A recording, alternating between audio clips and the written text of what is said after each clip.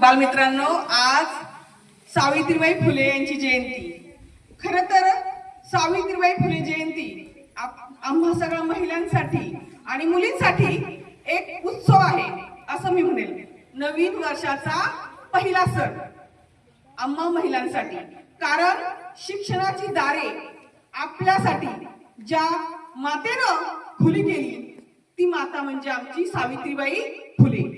सावित्रीबाई फुले हे फक्त नाव नाहीये, तर सावित्रीबाई फुले म्हणजे मुलींसाठी अंधारमय वाट उजेडमय करणारी एक दिव्य ज्योती। तिचं नाव काय आहे? सावित्रीबाई फुले। सावित्रीबाई फुले जर नसत्या तर मला वाटत नाही की आपण कोणीही इथे असतो। आपण चूल आणि मूल इथपर्यंत सीमित राहिलो असतो। आज आपण कुठेतरी घरात काम करत राहिलो असतो आणि आज कोणत्याही क्षेत्रात, म्हणजे ती डॉक्टर असो, शिक्षिका असो, पायलट असो, कोणत्याही क्षेत्रात महिला राहिली नसती। महिला कुठे असते? घरात राहिली असते। पण या महान मातेनं आपल्यासाठी शिक्षणाची दारे उघडे केली। स्वतः दगड, चिखल, माती अंगावर झेलून आपल्याला ज्ञानाचा प्रकाश दाखवला। अशा सावित्रीबाईंची आज काय आहे? जयंती आहे। बघा, सावित्रीबाई फुले यांनी आपल्यासाठी जे कार्य केलं आहे ते शब्दातही मांडता येणार नाही। एक दिवस काय, कितीही दिवस पुरणार नाही। अशा सावित्रीबाई फुलेंची आज जयंती आहे। त्यांचं महात्मा फुलेंशी लग्न झालं अगदी वयाच्या 9व्या वर्षी।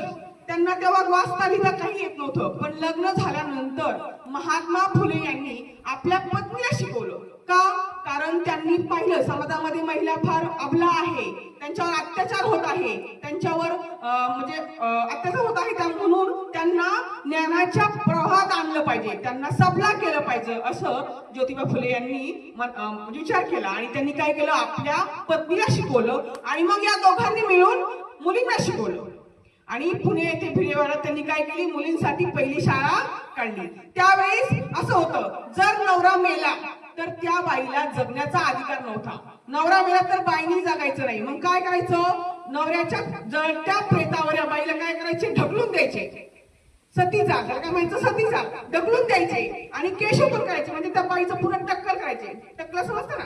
पूर्ण केस करायचे। इतक्या भयानक अत्याचार त्यावेळी महिलांवर होत होते। मग हे कोणी पाहिलं? ज्योतिबा फुले आणि सावित्रीबाई फुले यांनी पाहिलं। त्यांना हे कुठे खटकलं की ह्या प्रथा, ह्या रूढी परंपरा बंद झाल्या पाहिजे आणि या रूढी परंपरा बंद करण्यासाठी एकच मार्ग आहे। त्यांनी हे जाणलं कधी? त्या काळी। तो मार्ग म्हणजे शिक्षण। मुलगी जर आपल्या पायावर उभी राहिली तर ती सबला